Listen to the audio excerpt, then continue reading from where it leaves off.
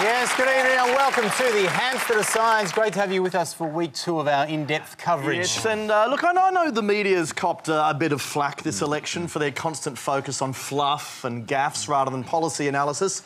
But thank God for Karl Stefanovic, who this week brought some much-needed substance to the campaign. I'm going to ask you whether or not you like the Prime Minister, Kevin Rudd. What about the opposition leader, Tony Abbott? Tough interview, although I've got to say, the cat did still get more questions right than James Diaz. But this will mostly be known as the week that the Rudd camp turned negative, rolling out a series of attack ads against Abbott. Not that Rudd thinks of them as negative. This is not about negativity, it's about accountability. That's right, it's not negative, it's accountable. You know, it's just like when I got my blood test results last week and the doctor said I was HIV accountable. But look, while the ads might be negative, Kevin Rudd is projecting a much more positive vibe to the staff at his campaign headquarters. Look at this. You know something, friends? We're going to prevail. This is a good message. Just look at the inspirational effect he's had. It is not just look me at that. telling you. I have seen happier people in Al-Qaeda hostage videos. And as far as I can tell from that promo video, all Rudd actually does now is march around checking there are photos of him on every wall. Selfies all over the office. It's crazy, yeah, but thank God, not the latest selfie. I think it's a sign of just how desperate Rudd has become, that his selfies now seem more attention-seeking than usual. Yeah, that was just... I mean, it's a bridge too far. Too far, Rudd. He's certainly gone negative. Desperate. Meanwhile, the Abbott camp did have a few slip-ups of their own this week, particularly, I thought, on 7:30 when Tony Abbott totally gave away his secret plan to increase the GST. The truth is the GST is not going to change, full stop, end of story. Bullshit. Excuse me, mate, look...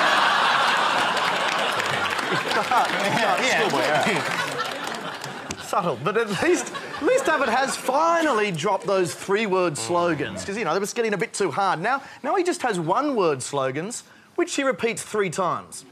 What we want to do is build, build, build, so that there are jobs, jobs, jobs. Although, I've got to say, I'm not sure that technique is working so well with all their slogans. Confusing. Abbott also spent a lot of this week talking up his economic plan. Every economist will say that if we want a stronger economy, we've got to address the 3 Ps.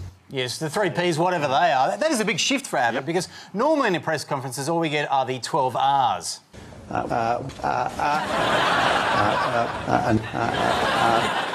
Rudd, on the other hand, he got some policy traction this week when he announced that parents who don't get their children vaccinated will miss out on their family payments, which I think that's good policy, but I wasn't quite sure about the pro-vaccination poster they put out.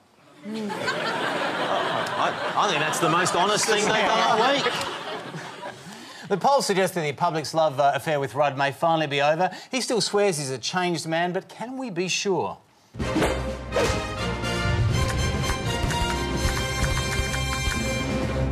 Psychopathic, unpopular megalomaniac, or psychopathic, slightly less unpopular megalomaniac. Who is the real Kevin Rudd? The new Rudd is a man so universally adored. You're getting into the realm of evil here with Rudd, the realm of evil. Even his political opponents can't find anything wrong with him at all. A condescending, patronising, smug, supercilious, sanctimonious... What about self-regarding? Self-regarding new Prime Minister. But despite a limitless array of adjectives, Liberal politicians struggle to remember his actual name. Kevin 747. Credit card, Kevin. Kevin A380. Cardboard, Kevin. Kevin the con man. Kevin the campaigner. B-Tax, Kevin. Lord Kevin of Griffith. Counterfeit Kevin. Kokoda, Kevin. Hairy-chested Kevin Rudd. Wreck-it Rudd. Rudd the Wrecker. Fiscally prudent, Kevin. So witty are these nicknames, the Liberal spin machine is on call to enforce their usage. Who knows how much more debt and deficit... Now remember, get his name right. ...to match whatever deal campaigning Kevin comes up. But the identity most associated with Rudd 2.0 is... Kevin Kardashian. Kevin Kardashian. Kevin Kardashian. Kevin Kardashian. So called because he's a celebrity often seen with a massive ass. If anything, this understates his popularity. We saw those rock star scenes again with him campaigning. Rudd has a rock star attitude.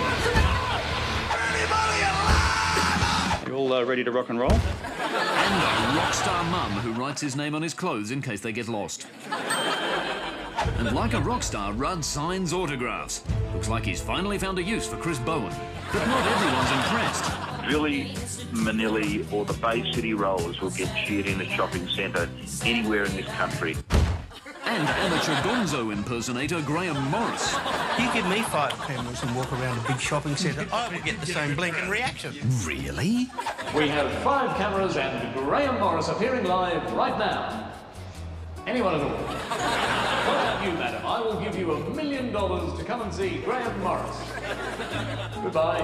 However, for Rudd, it's not about the fame. It's about spending time with those he loves. I feel as if I'm here among friends. But not too much time. Rudd refuses to be distracted from his life's passion, begging for loose change. I want $5 from you. Maybe he'd have more money if he didn't spend it all on these most unusual political ads. We're having a ruddy big sale! It's hard to believe Rudd called in Obama's campaign specialists to make these. This weekend, Mr. Abbott! Yet so unquenchable is Rudd's thirst for insane deals on home cleaning appliances, he even made them the centrepiece of his PNG solution. Apinum true alligator. Mi hamimas true long come back long Papua New Guinea. This pala country emi stuff inside long lewa belong me. Now rugby league 2 stuff inside long lewa belong.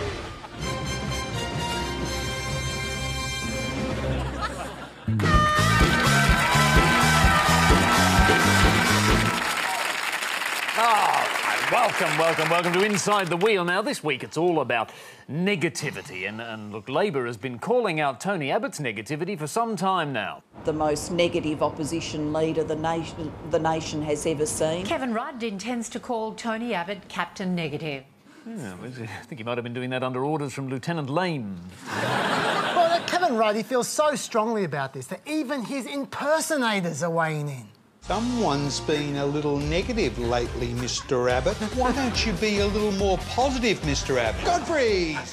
By the way, if you appreciate that guy's work, and we do, he's on tour this week. Ooh. And you should see him. He does all the impressions. I'll be back. Godfrey! Yes, we can. Godfrey! I'm the Queen, Godfrey! I mean, he really is very good, isn't he? Very good. Uncanny resemblance. Look, Labor all agree, though, that Abbott is relentlessly negative. The problem is it's so hard to find the words that describe that relentless negativity. Oh, no, it isn't. Craig Emerson can. He's got a very elegant way of describing it. Mr. Abbott's relentless negativity is relentless. Right of reply, Emma?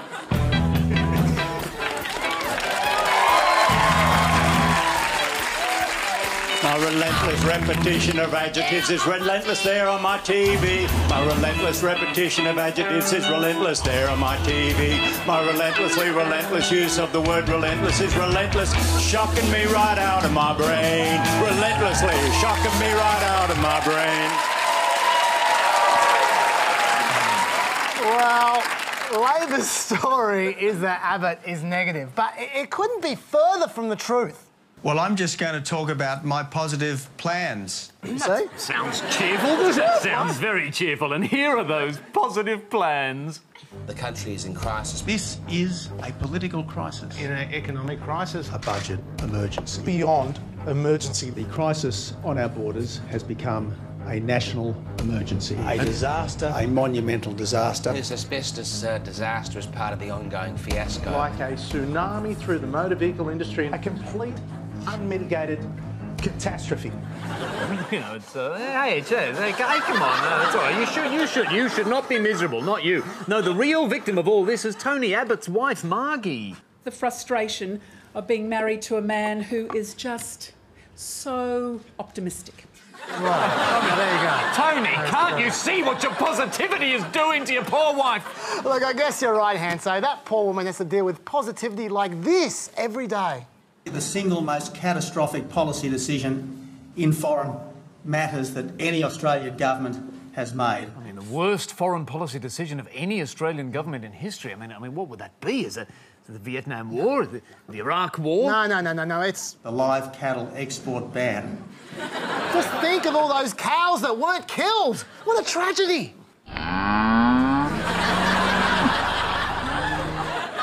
And yet, Labor have the temerity to accuse the coalition of having no positive plan. Well, you eat those words. We have a plan. A party with a plan. The plan. We have a plan. The right plan. Real positive plans for our nation's future. We are ready. We're the ones with a plan. Real solutions plan. Our plan. Our positive plans. Our real solutions. I have a cunning plan. A real solutions plan. Labor says we don't have any policies. I say, cop that. It's very good reading. Yes, I'm sure it is. I mean, they're sending a very clear message there, aren't they? Oh, except for this one peculiar slip-up that Abbott made. I want to make it absolutely crystal clear that the coalition has no plans. No plans whatsoever. Oh. Very mixed messages there, Andrew. I can't believe he said that. What was he thinking, anyway? What a gaffe. Anyway, regardless, there is no bigger fan of that Real Solutions booklet than Malcolm Turnbull. What's your little booklet called, Malcolm? Real solutions. Real Solutions. Turnbull, come on, get on board, man. There's nothing positive about that Turney. In fact, he is so negative about the Real Solutions. Abbott insists on concealing Turnbull's face whenever he holds up the book. Now, see, here is Turnbull on the cover of the book. And now look at this. No Turnbull. No Turnbull. No, where's Turnbull? I can't see Turnbull. He's not there. No. Abbott even demanded that the great big hand cover up Turnbull when he appeared on Q&A. Now, the Liberals are pushing this positive plan, countering those accusations of negativity. And Kevin Rudd, I mean, he is even more positive. He is positivity incarnate. I believe all Australians are sick and tired of negative politics. You see, and that's why Labor spent their campaign focusing on positive plans, like the GST scare campaign. A secret plan to increase the GST. A secret plan to jack up the GST. It is a secret agenda. Hanso, there is absolutely no evidence for this so-called secret plan. Oh, Chaz, there is plenty of evidence, my friend. It's just secret. Oh, it's all there if you know where to look. They've been keeping raps on this stuff for decades. It's buried down there beneath some benighted sepulchre. In fact, the only thing more secret than the coalition's plan to increase the GST is... I bet you if Kevin Rudd is elected or re-elected, there will be an increase in the GST under Labor. Labor's secret plan to increase the GST! Not even I've heard of that plan. I must say, Jules does a very good impersonation of Harold Holt, doesn't he? Not as good as my impersonation. Godfrey! Rudd followed up his extremely positive scare campaign with a series of extremely positive ads. Including my favourite.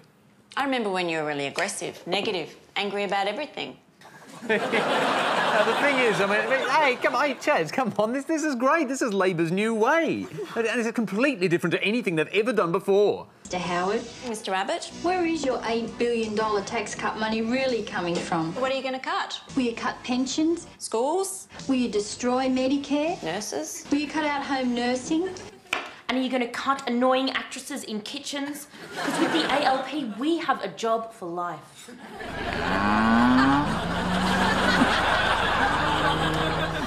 Still, regardless of who's been more negative out of Rudd or Abbott, there is one thing that everyone can agree upon, if Rudd's polling is to be believed. I know for sure that the old politics of negativity just won't work.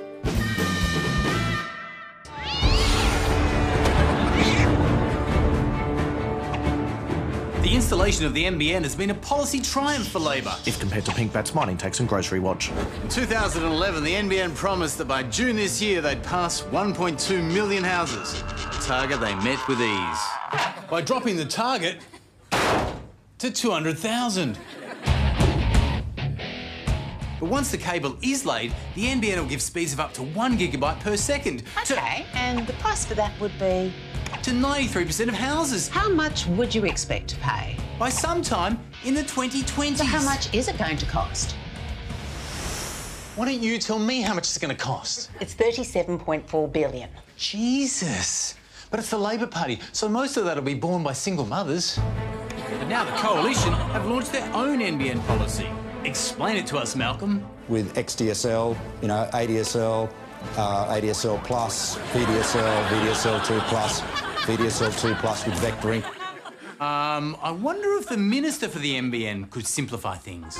People still being forced to get the large battery pack. how can people... Look, I refer technical questions, you know. How about I give it a go, Albo? Under the Labor's NBN, fibre optic cable will be delivered straight to the house. Under the Coalition's NBN, fibre optic cable will be delivered to a node in your street. No, I said node. And then linked to your house via the existing copper network. Now, I know what you're thinking. What the hell is a node? Node? Node? Node with a boyfriend? Now, you might be thinking, I don't want a giant box near my house. Hey! I'm trying to watch porn here. But the further the node gets away from your house, the slower the speeds you'll get. Turnbull's been attacked from the left and the right. Because to get access to the copper network, you're going to have to pay Telstra millions of dollars. Others say that the ageing copper network will require expensive upkeep that isn't calculated in the Coalition policy. But if you're the smartest guy in Australia, you know how long the copper network will last. Is it 10 years? Is it 15 years? Yeah, this is the answer to your question is nobody knows. Oh. I've got to talk to Malcolm about this. But why go all the way to his premises when I can install a node outside his office and use existing technology for the last few metres? Hello, Malcolm. I'm just in a node outside your office. Do you want to come out and have a chat to me? Very good, no thanks. I know you're in there. Come on out. Oh, here it is. Malcolm, step into my node. Old-fashioned technology, hey? Well, that's you are not being as funny. Hey, you're not thinking pretty quickly. It's because you're slowing down. You need some fibre optic cable then, Malcolm. What have you got in here, anyway? What kind of speeds can I get in this node? The speeds which are available over the last few hundred metres of copper have just gone up rapidly. See, the best thing about a node is you can close the door. Is this locked? We're going to push you back in the box. How come this costs $29.5 billion? It's shit house. What's happening in this node? Hey, Malcolm, nodes suck. So why install a slower broadband? Because it's cheaper. But how much cheaper? It'll cost $29.5 billion in 5 easy payments. See, it's a policy that's 3/4 of the cost, but only 1/10 of the speed. Malcolm, can you arbitrarily add $50 million to Labor's numbers? We estimate it will cost $94 billion. Much better. Now it's only 1/3 of the cost, but 1/10 of the speed. It comes down to how fast do we really need the internet to be anyway? Why get more speed if you've already got enough bandwidth for your internet fridge? Oi! Get out of here. It might be fine now, but the problem is predicting what will happen in the future can be hard. A dress of aluminium and an electric headlight to help her to find an honest man. As for him, if he matters at all, he'll be fitted with a telephone and containers for coins, keys, and candy for cuties. Prescient. Candy? The Liberals are taking a punt that the speed you'll need for the foreseeable future will be 20 times our current average. 20 times faster! You're never going to need more than that!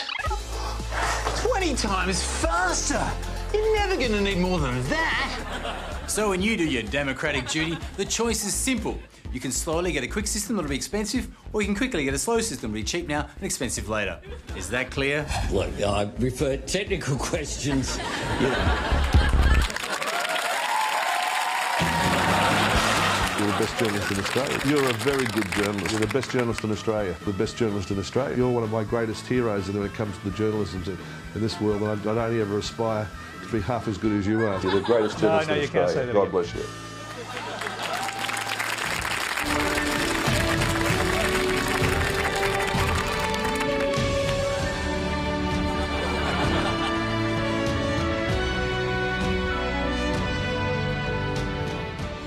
March 1983, and the National Tally Room saw the most historic federal election since 1980. The ABC broadcast was controversial. Anchor Richard Moorcroft was forced to apologise after stealing Richie Benaud's jacket. I must apologise. One of the worst things I have ever seen. With the resurgent Labor Party riding high after a last-minute spill installed a populist egomaniac. No, not that one. The Tally Room bristled with excitement. No seats for the ALP, no seats for the LNP, and no seats for anybody else. An electric atmosphere that continued all night.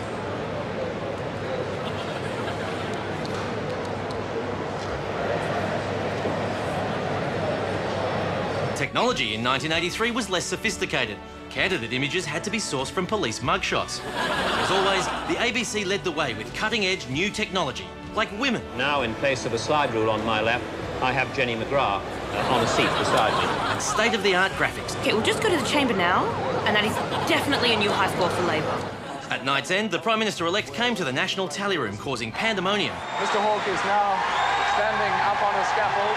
And a security scare after an undergraduate prankster crashed the event dressed as the Ayatollah of Iran. Thankfully, he was apprehended and Mr Hawke remained in the tally room for an interview which set the tone for his Prime Ministership. Mr Hawke, your first day in office, will it be a humbling experience? Oh, it's more a sobering experience, I think. Do you think that as PM it'll be easier for you to cheat on your wife? That's the sense that I have. Perhaps with your biographer? We already have arrangements in train.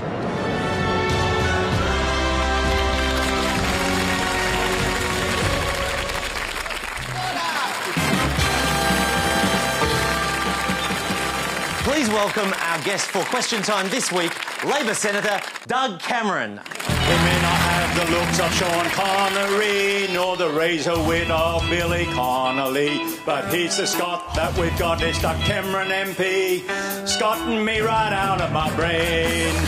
He's scotting me right out of my brain. Senator Doug Cameron, your Question Time starts now.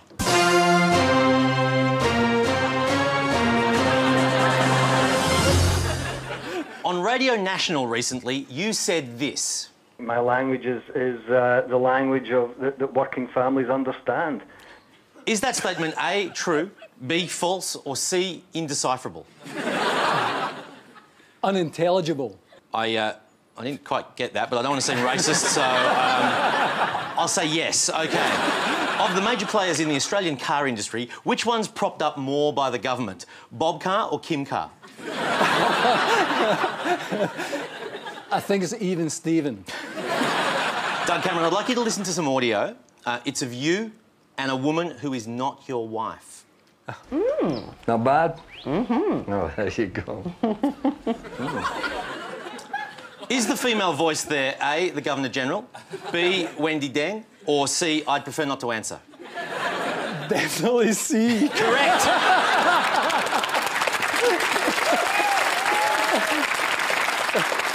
What should a Scotsman never be caught with under his kilt? Underpants. I'll give you that. I also would have accepted Barnaby Joyce, Christopher Pine or Sophie Mirabella.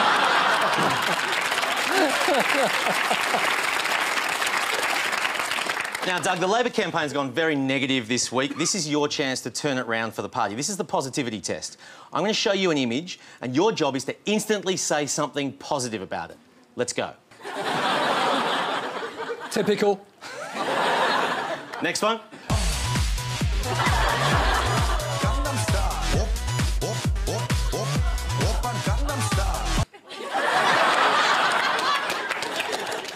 Oh, shit. We actually, we tested that question on the caucus and correct, that is the answer. What is being talked about here? With the lowest of the low! The scum of the fucking earth! The most wretched, miserable, servile, pathetic trash that was ever shot into civilisation! Is it A, the Scottish people, or B, the New South Wales Labor Party? I thought it was News Limited, but...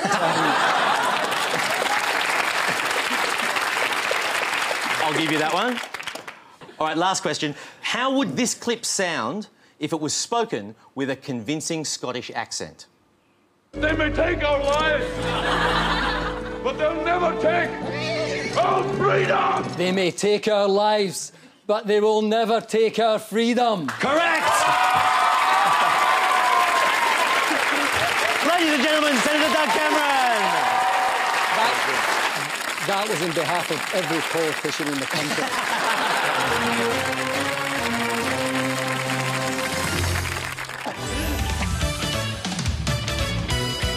Policy! This is what we most look forward to at election time. It's a time when politics fans can read about the latest official fiscal report in the fine print of couriermail.com, while the rest of us read their major political story, what Everton Rudd would look like with beards. Or a time when we can reflect on the only poll that counts. hashtag hot poll, our best looking poll. Oh my God, Julie Bishop's so hot. But some commentators object to the trivialisation of politics. A lot of it's complete nonsense, and what we need to do is sort of get past that and into the real policy phase. And they are ignored. The PM was out and about yesterday lunching with former Labor PM Paul Keating. We've got to zero in on Mr Keating's red shoes. I'm going to vote for Keating in the hashtag hot poll. Substantial stories like this one and this one don't get much coverage because they lack drama. Specifically, sandwich drama. Good afternoon. The Prime Minister has been the target of a student sandwich thrower. Targeted by a flying snack. 3 weeks ago, it was Vegemite. Today's missile contains salami. Not to be confused with this sandwich drama. No, Patrick, don't die. What about our baby? Patrick. Politicians have responded to this new sandwichy landscape with creative ways of communicating. Politicians so cash-strapped they need dress-ups to get their message across. Snow White, but she's had her hair, sort of changed colour. Bob Catter has to dress up like a normal person. He must be desperate. I wonder what he looks like with a beard. Ooh, interesting. But politicians don't need silly stunts if the topic is important enough, like healthcare. No questions at all about clinical trials or the investment in patient care that we're doing here today, research and jobs of the future. Nope. OK, polls then. Sorry, like poll. Polls are the most important policy because how best to interpret competing fiscal plans than seeing who's 0.5% more popular than last week. Polls are easy to understand for most people. Labor and the Coalition are 50-50 two-party preferred. That would still make Tony Abbott Prime Minister with a governing majority, wouldn't it? No. Polls are handy. They can be conducted anywhere, anytime. Like when you're late for work. What do you think is the most important issue in this election? But if you're a little earlier for work, you can catch public transport instead of a cab. So what do you think is the biggest issue in this election campaign? And if you really want to, you can conduct polls on any form of public transport you like. So what do you think of Kevin Rudd? The polls can be revealing. This one revealed that in Western Sydney, Rudd and Gillard are even less popular than the shadow with a question mark. No wonder this guy topped the hashtag hot poll. He was hot stuff. Do you really think you can win this election? Look, a sandwich! Are you white, brown or rye? It's hard to focus on policy over polls because most of us are pretty simple. Audiences are so simple that Channel 9 doesn't think we can handle Laurie Oakes having two names. Laurie, good. Meanwhile, Seven's Daily Edition are so simple they struggle to even understand what Parliament looks like. And there she is in Parliament right now as we speak, just looking as cool as a cucumber. Gee, Parliament's glammed up. Oh, look, it's the Speaker of the House. Speaker, pretty. But despite apparently never having seen Parliament before, Seven's Daily Edition bravely analysed Australia's foreign policy commitments. When I hear about Bob Carr, 721,000, I think, OK, I know he needs to meet these official dignitaries and go and meet people, but once you've met them once, right, which surely in his period he has, Skype. I mean, we're in the electronic age. Exactly. And it's a very good look for Australia at APEC. Not to mention our future Foreign Minister. Oh, hang on, Mr President. Don't declare war yet. I'm just going to find some more chips. It's not just foreign affairs, though. This whole election's been a policy fest! The telly hates Labor. Rudd has a fringe, the Libs have a dud. Anthony Albanese and Craig Thompson have a beer. Telly still hates Labor. Some kid pulls a face. We meet the One Nation moron. The GST scare campaign. One Nation moron goes, wheelchair-abusing moron arrives. Abbott has fake Twitter followers. Abbott said the word suppository. Rudd looked at his notes. Abbott said sex appeal. Marcus Rudd has a Facebook page. Latham said no sex appeal. Katy Perry won't vote for Abbott. Lib stands in front of poster. Hanson Young pissed off with talkback guy. Rudd said the word for. Rudd almost, but not quite, checks out a model. Rudd's eaten too many pies, and Abbott's going to win. The end. So now all your questions about policy have been answered. Except for the most probing question any journalist can ask. The question that makes every politician tremble with fear. The question that goes to the very heart of the democratic process. And the devastating follow-up.